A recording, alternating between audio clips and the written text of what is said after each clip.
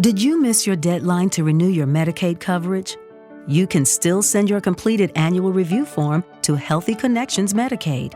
You may be assigned to another health plan, but you can ask to come back to First Choice within 60 days of renewed Medicaid eligibility. It's your family.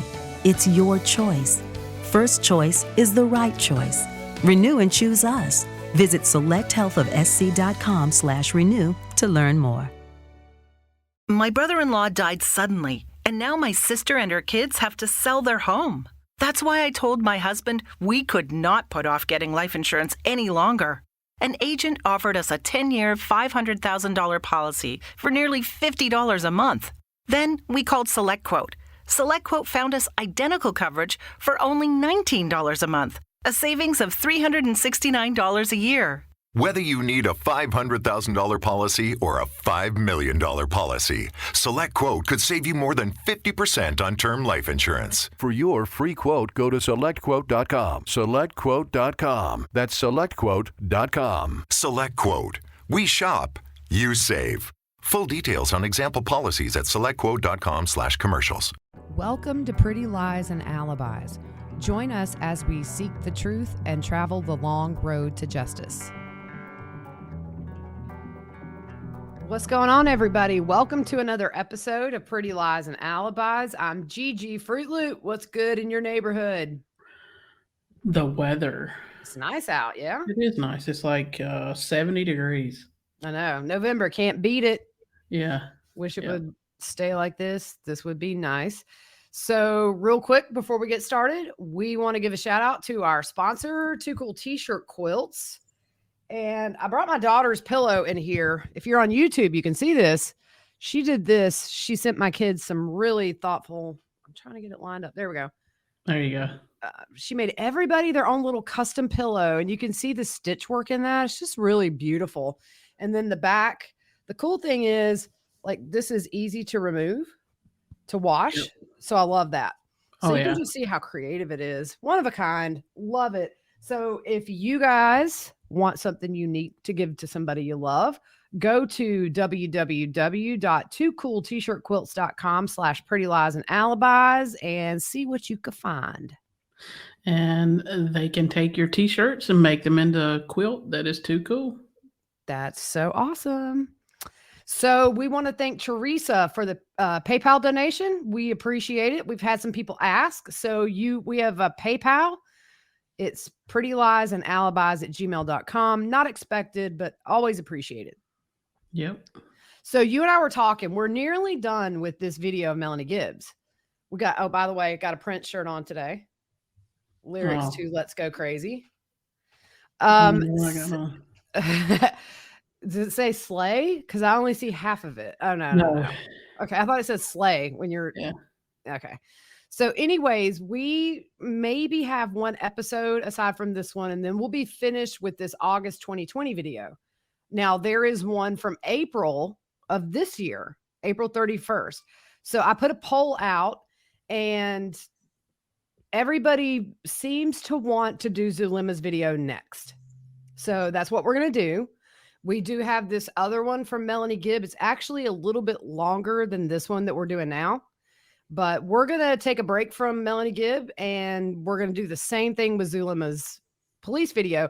We did the summary, but again, too many little nuggets in there to just not go full force into it. Fruit Loop, I'm going to go grab my phone because I hear it dinging, and I didn't turn it off. Uh-oh, it's dinging. She's got a dinging phone. So while she's doing that, if you want to check us out on our website, it is www.prettyliesandalibis.org.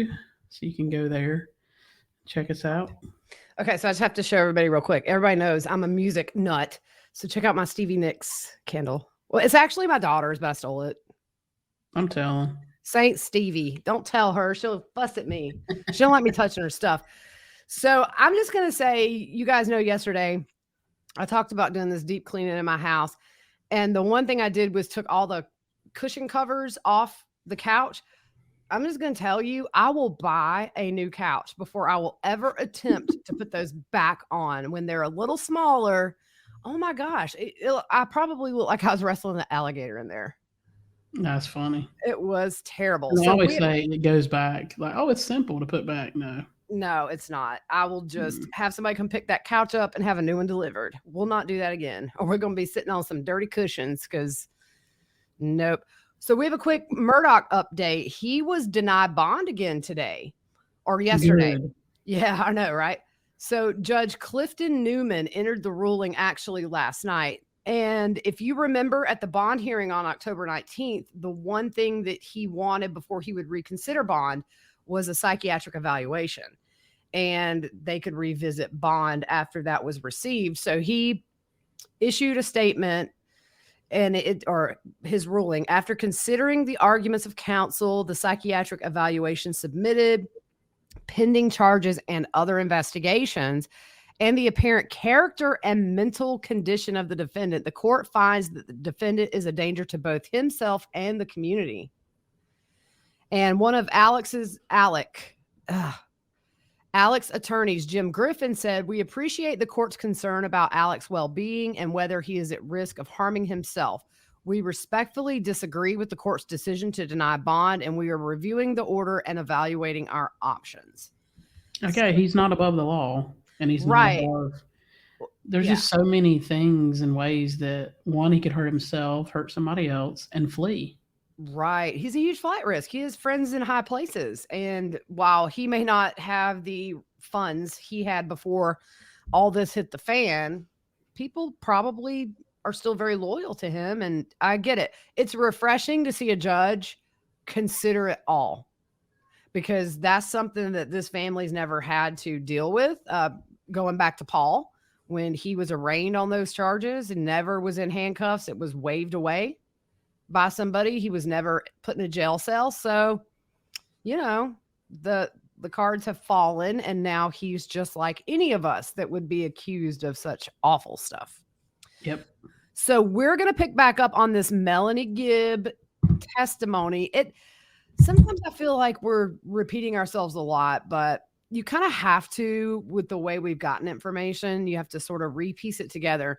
Yeah. But so where we left off last night is we were kind of theorizing who may have told Lori about Adam coming into town, and we thought maybe Summer. So that's where we left off. Yeah. So the investigator says if you see a text on Lori's phone to Melanie P., which is Melanie Pulowski, saying she is trying to find out what to do with Charles and Adam, is what we're assuming there, right? Yeah. Would she ask Chad, or Melanie said, would she ask Chad? And Melanie says always. And I think that's huge. Well, see, here's what I think I foresee happening. And actually, I started working on the new Melanie Gibb video this morning because I thought we would just do them back to back. And then you said, let's do Zulema. But there's a couple of things in there where they're talking about possession.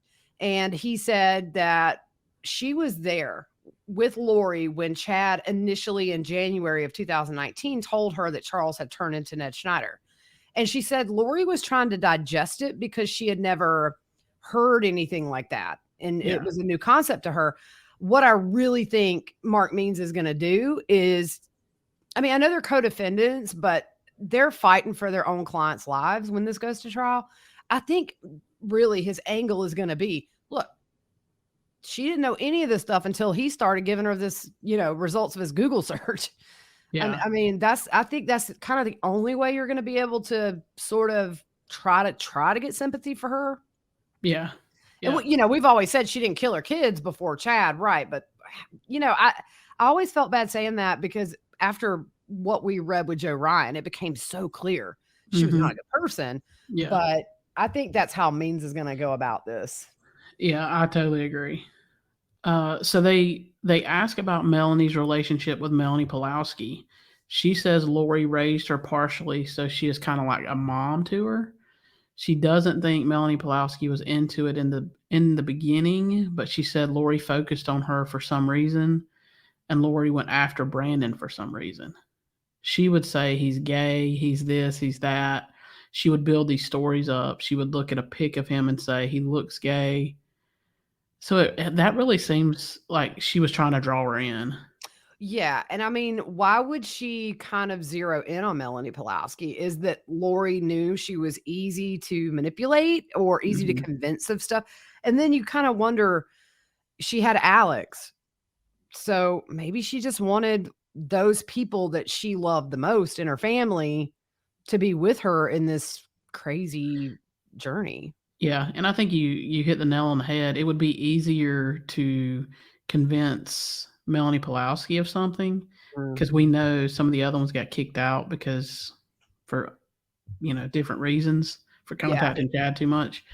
So I think you're surrounding yourself with people whom you can control. Right. That's what I think. Because you're not going to get Brandon to believe all this No. hoodoo voodoo stuff. So what do? You make him out to be the villain, try to convince her, and it worked. Yeah. Yeah. And I mean, the sad thing about that is look at what it did to the kids. Yeah, 4 beautiful kids. I mean, come on, Brandon's a little hottie. Yeah. He's so good cute. looking. Yep. His smile. I know, those little Yeah. dimples. Yeah, Yeah. I mean, he has a beautiful new wife, and I really hope that he finds the peace and happiness that he deserves because it's been a crazy couple of years for all those people. Yep. So Lori thought she could do all this because she was such a high level, and we talked about that she was in the priesthood, right? Apparently. Yeah. She said Melanie Pulaski was exalted and had been married to Peter, and Brandon was in opposition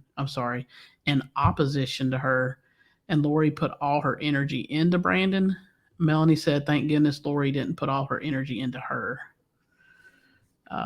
Yeah. So at some point, obviously, Brandon turned into a zombie. And according to Lori and Chad, he was part of Hitler's team. Oh, she asked, when did this happen? And she said it was in the summer, I guess, of 2019. And she also said towards the end is when things got really crazy with Brandon. If you remember, I think it was November he was shot at. Yeah. I think it was November. And the investigator asked if it was after Charles's death when she really zoomed in on Brandon. But Melanie thinks it was actually before. And I think what you could probably assume from that is it was clear that Brandon was on Charles's side throughout all this. And Zach, Cox, and Adam and Brandon would talk about this. So it's really transparent if you think about it.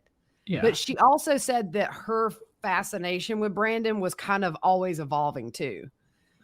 And then she says that Melanie Pulaski was moving around the same time that she moved into the house where Charles was murdered.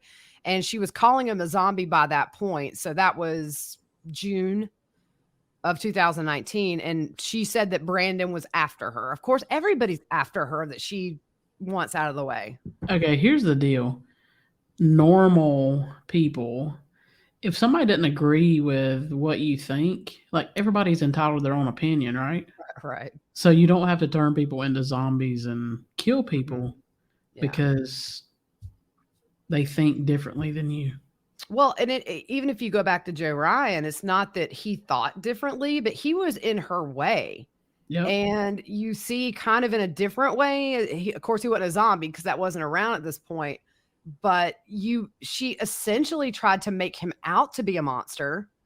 And so you just see where she's saying kind of the worst things you could say about somebody in order to get people around that person, like Melanie Pulaski, to start seeing him the way Lori wanted her to see him, which is her husband. If you look at the pictures of them before all this, they look so happy. Yeah. I want to know if Melanie Pulaski regrets or irritated is not the right word, is sickened by how she was played by Lori.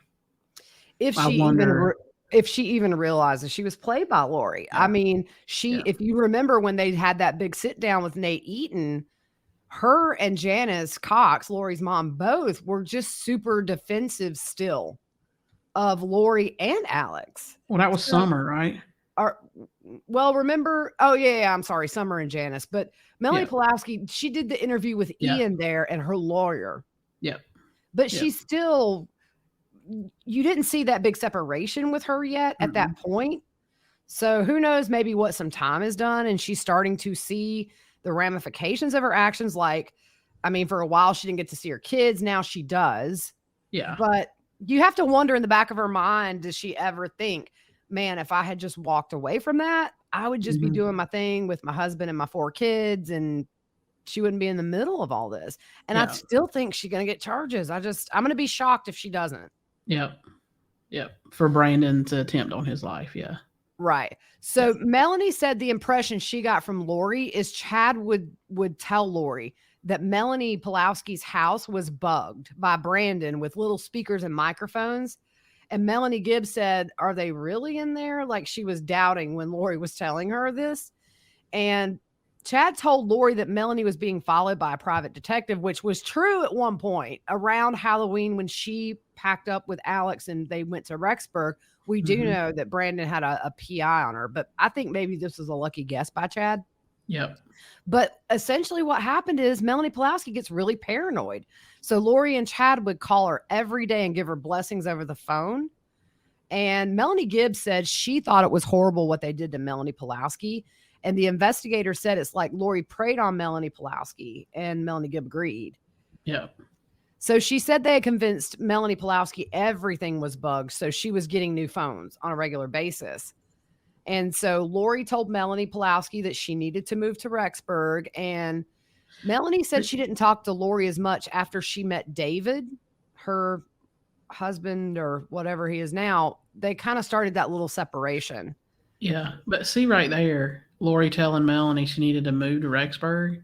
Right. That's part of the whole deal. And I think the whole you're being bugged, followed, all that was pushing her to Rexburg. Right. So you could see how if she's fallen for this stuff, and then you've got the 2 leaders of this, one of whom is your aunt, saying your house is bugged. He's spying on you. He's this horrible person. I mean, it worked because she up and left her husband and probably was behind the attempt on his life in some way. So, I mean, they did a number on her. Yeah. So the investigator said if he groups Chad, Lori, Zulema, Melanie Pulowski, and Alex, and he says maybe you were on the outskirts, and he said you were teetering of ready to run or ready to join. He said, is there anyone else that was of super importance? And Melanie says this Julie Clement, who Melanie said was more at the end of all this. She wasn't really there in the beginning. And then she said the 3 girls, which was like Nicole, Christina, the ones that got out pretty soon. Yeah. So when she was asked if Julie Clement knew about zombies, Melanie said she knew about that, but because she believes her gifts in the energy world, she probably thought she was just helping out and didn't really kind of compute that this was going to end up in murder. But if she met with Chad and Lori, it was probably a couple of times. And then she says she thinks they did more behind her back. Maybe a few times. I guess the trust level, her level of 97% dropped, I guess. I guess her and Melanie Gibb are you talking about Melanie Gibb's trust level? Yeah. Yeah. I mean, I'm sure if Melanie's hooking up with David, it's kind of the natural progression. You sort of, spend less time with people you normally, and then because you got a new life. Yeah. It's a natural part of life, but I'm sure that probably meant she was going dark. Yeah. So the investigator said she indicates she has only been around Chad twice, and Melanie agrees that's probably accurate. Talking about Julie Clement, by the way. Yeah. The investigator says Julie told him she was introduced to Chad by Zulema, and Julie felt she was being used for her energy work, and Melanie agreed. What is it with the energy work? I don't know, dude, but I need some energy work because I'm tired. Just need some B12. Yeah. She gives you a shot of B12. I go with my grandma next time she gets hers. There you go. You'd be cleaning like a crazy person. Yeah. So Melanie said Julie didn't meet with Lori a whole bunch. And we know because Lori's the queen bee, right? Yep. The investigator wants to go back to January of 2019, wanting to know where Lori went when she left Charles, and he stayed in Texas with JJ. Melanie said she knows in the beginning she stayed in a hotel and then went to Alex's house in Santan. Melanie said Lori was going crazy, so she didn't catch every move Lori made. Yeah, I'm going to tell you, reading through all this stuff, you really knowing kind of what we knew before this document dump, you see after that call with Chad about Ned Schneider at the end of January, that's really when she just full force. It seems like that was the turning point in all of this to me. Yeah, I totally agree. She went to Hawaii. Melanie said that was her getaway home. And we know from April Raymond that she was out there. The investigator asked if she remembers Lori going to Idaho in March around the 19th or 20th with Chad. And Melanie asked if this was when she was living in Texas. And she said she went to see her while she was in Texas. Melanie said there was never any events in Houston with Lori and Chad. While Melanie was visiting her, Lori said her and Chad were going to do their mission. She said Lori was in a hotel and her and Chad were going to portal to Idaho. And she mentioned Idaho Falls and Rexburg. Like, how does that even... Okay, you know you didn't portal. I know. What do you do? Just stand there and look at each other while you're still in the closet of the hotel or wherever you're at? It's like some acid trip. I know, right? Yeah. Where, okay, I think I portaled. Right. That's what we need, a shirt. I portaled. Oh my gosh, we should totally think of some funny little slogan about portaling and put that on our website. I'm on it, y'all. Yeah. The investigator said she was back in Texas in April. Melanie said she came down and did a class for a group of people in Arizona, and it wasn't at her house this time. The investigator asked Melanie if she knows a group called AVAL and asked if she knows someone in that group, and the name was bleeped out. Bleeped or beeped? Bleeped? You pick your poison. Yeah, beeped or bleeped. And she said she doesn't. She said she may have seen her name as she scrolled in the forum, but doesn't know her. Yeah, so he asked if she knew anyone in AVAL, and Melanie said when she joined, she went camping with a group of people from there. And she named some people, but she says that she really wasn't very active on AVAL, and periodically she would read and recommend a product to someone. But she talks about how AVAL was founded by someone who was into the last days and prepping for it. She said they had good information about gardening techniques and how to store food, current events. Then they got into dreams and visions, where they kind of put together a bunch of people's dreams and visions, and they saw, what was going to happen in the future. So the investigator asked if it was possible someone in the forum could email Chad and say, hey, I'm so-and-so from AVAL, and we're doing this youth thing at this location. And Melanie said yes. I think that's when she was acting like Karen. Yeah. She was a Karen. Melanie said she got off the forum a year or two ago because she said the group drove her crazy and said they were a prideful group, and she tried to stay away from all that. So he asked if this was a real business with someone in charge, and she said that it was bought by someone from another member, and he was in charge and got money from the fees of being a member, and she thought it was around $35 a year. And right in the beginning, AVAL was still up. It may still be up, but we didn't want to pay the $35 to go in and see what they were saying. So he asked if she knew a man, and they beeped his name out. And she said he was a publisher for Jason Mao and her. And he had become the bishop of the ward that Charles and Lori moved into when they were at the house before the house Charles got murdered at. He was their bishop actually when Lori left Charles in January of 19. And she only met him a few times at events where he was with Jason Mao, helping to promote his books. So the investigator asked her opinion with her knowledge of the church. What does it mean? I'm going to be like Nephi with a Nephi and Laban ending. And she said that Lori and Alex talked about it. And to her, she said in the Book of Mormon, there's a story of getting plates from Laban.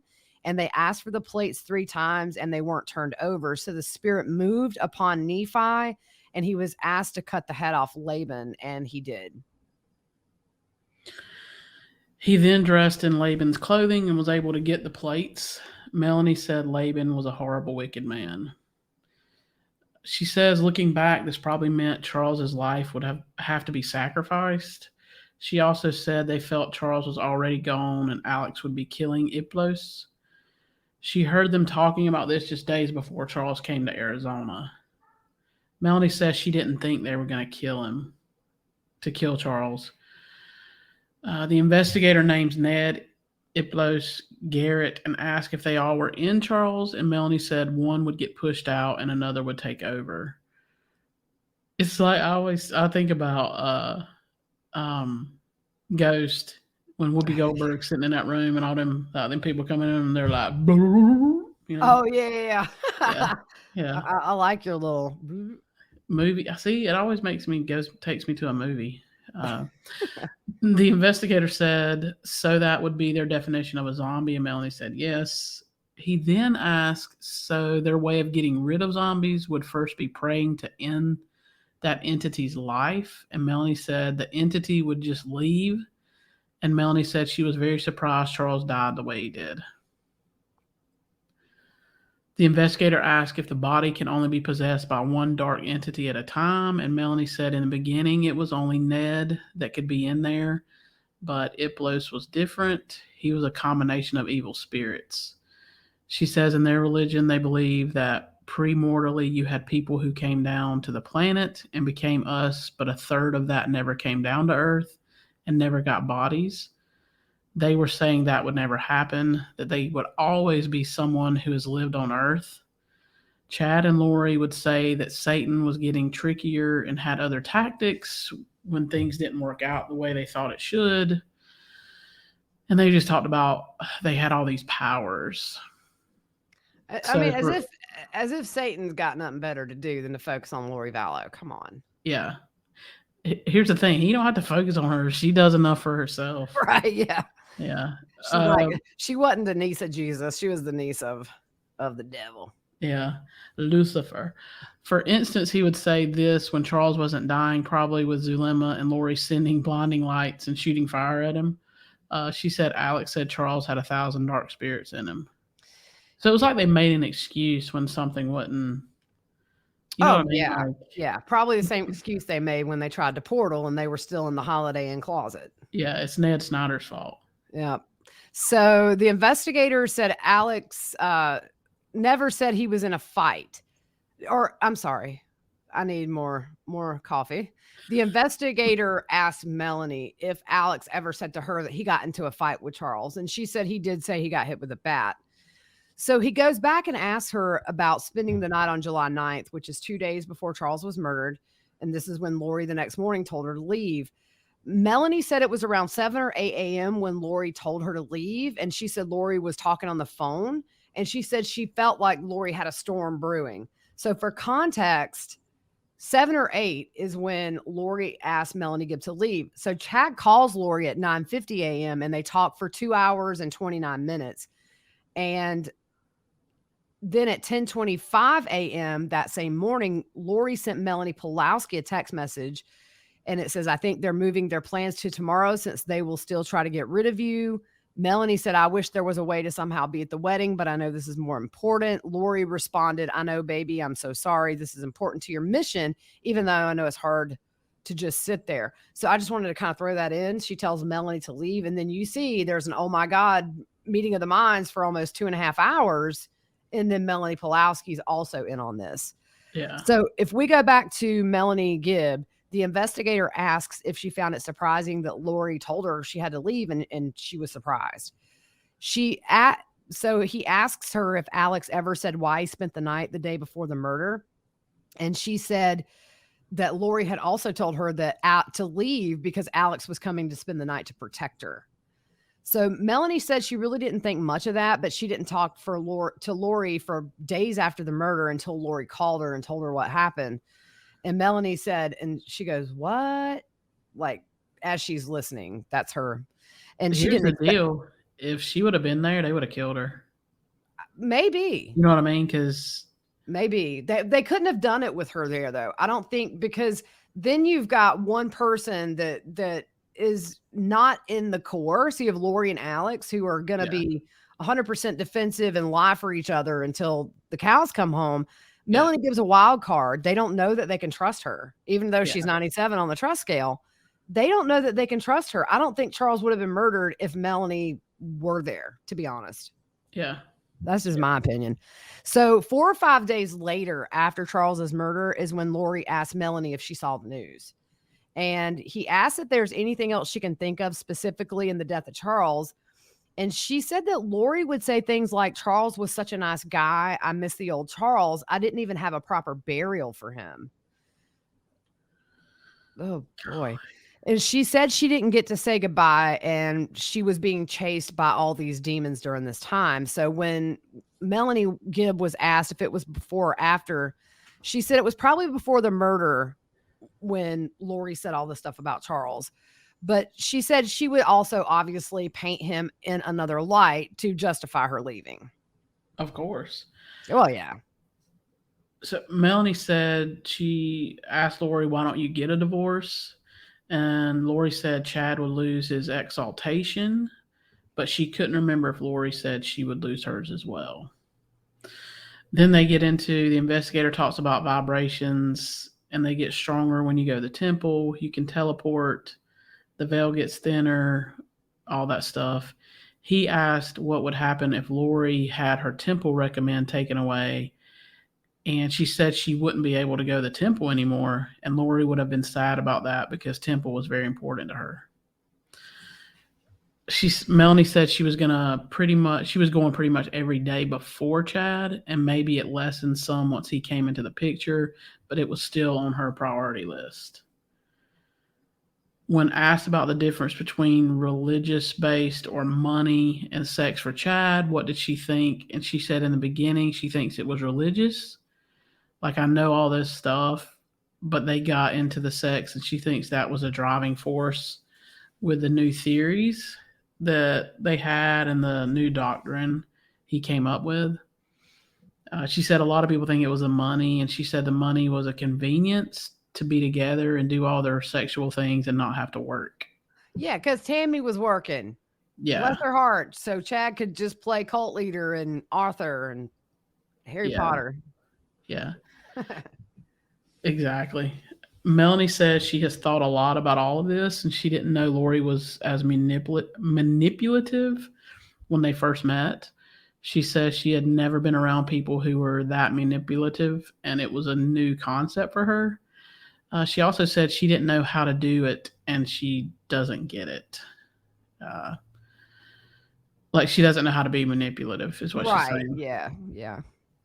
She says looking back a few times, she thought Lori was lying, like when they were at the police station together. Looking back, she realizes Lori would tell little white lies, like Melanie Pulowski's going to come over.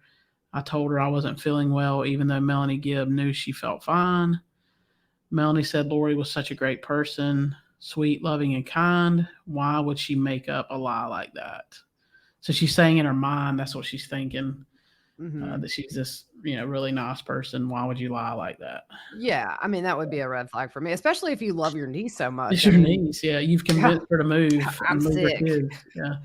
So she said this is the only time she can remember any lies from Lori, but she says she knows there were tons going on in the background.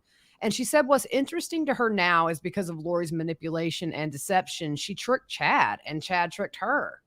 And she said they were equal evil match for each other, and they got exactly what they put out, and it comes back to you, which I think is very true. We always say fire and gasoline with Chad and Lori, and I think they both had their own really selfish reasons for doing all this. Yeah. Do you want to pick a spot here to stop? Yeah, I think we'll get down to this last page, and then we'll have one more episode, and then we'll be done. And I just lost my spot. She thinks this is why they got in this mess, because if Chad had manipulated her, which Melanie's talking, it wouldn't have worked, because she says she's not manipulative. But because Lori is manipulative, that's why it worked with her and Chad. Right. So the investigator asked if in the time she's known Chad, does she know if he's been involved in any other extramarital relationships? And she named somebody, but it's bleeped out. I mean, I would just put it out there. Didn't Julie Rowe kind of claim that he was coming on to her and stuff? Yep. And I think we have some questions on that, because we alluded to that last night and didn't say. So I think that was. Yeah. I went back and double checked, because I don't want to guess about something like that. I want to make sure we're putting the right person out there. Although I think a lot of people kind of felt like maybe she wanted that to be the case, and who knows. But the investigator said that they had heard that too in some report. She claimed to have had something going on with Chad, but they don't know whether or not it actually happened. Maybe it was her twirling. Yeah, I know. Sucked him in. Yeah. Oh my word. He said. Sorry. I know, dude. Oh my gosh. I want you to buy me one little twirlers for Christmas, okay? I'm gonna do a live where I twirl. So he said Tammy died in October, and he says you weren't talking to her at that time. And Melanie said not very much. So I think he's talking about Lori. Tammy dies in October. At that point, Lori and Melanie Gibb have kind of fallen off the map a little bit. And he asked if Lori said anything to her about Tammy Daybell's death, and she said yes. Melanie said she talked to the attorney general about all that, and the investigator said, I'll let them handle that. So you could tell maybe she really didn't want to go there. I don't know. But she said she talked to the attorney general for 4 hours about Tammy Daybell's murder. Hopefully that part of that was what helped us get charges. Yeah. And the investigator kind of laughed and said, you can talk about this stuff for days. And she said she's a little jangled and everyone in the whole world knows her now, but she doesn't want people to know her. And so the last thing we'll talk about, the investigator said he's worked on this case for a while. And he said if he works on the case for a day, he's jangled for a week. And Melanie says, you can imagine it's been a living hell. And she says she's stronger because of it. And there's things she's grateful happened to her and not somebody else, because she got to experience something that was a high level of deception. And it showed her a weak link in her spiritual armor. And now it's fortified and she knows a lot more about deception. And she says she's grateful for the knowledge, but she's not grateful for what happened. And she said she was horrified that people died because of these, quote, crazies. So, yeah, we feel you on that one. I can't agree with much with her, but that is something I'll agree with. So we'll stop here. We have one more episode of the Melanie Gibb stuff, and it will be a very short one. I mean, it's like 2 pages. And then, so we will start Zulema, and then Saturday we will have a new missing person episode. So, yeah, well, I'm glad we got this over with early because I still have time to nap before I have to go get my kids. Yeah. Get your nap in, old woman. Heck yeah. I'm going to go practice some twirling, though, first. Yeah. Wait. No, dude. Hold on. I got the cat one. Oh, my gosh. Yeah, you got the cat twirler? Look. I got this, y'all.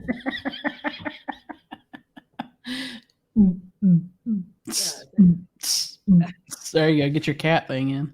Yeah, there we go. Yeah, So, there you go. You I'm going to go practice this. Okay, Julie. And then at the beginning of every episode on YouTube, we're going to have interpretive dance. There you go. Thanks. All right, guys. Have a good day. We will see you probably tomorrow.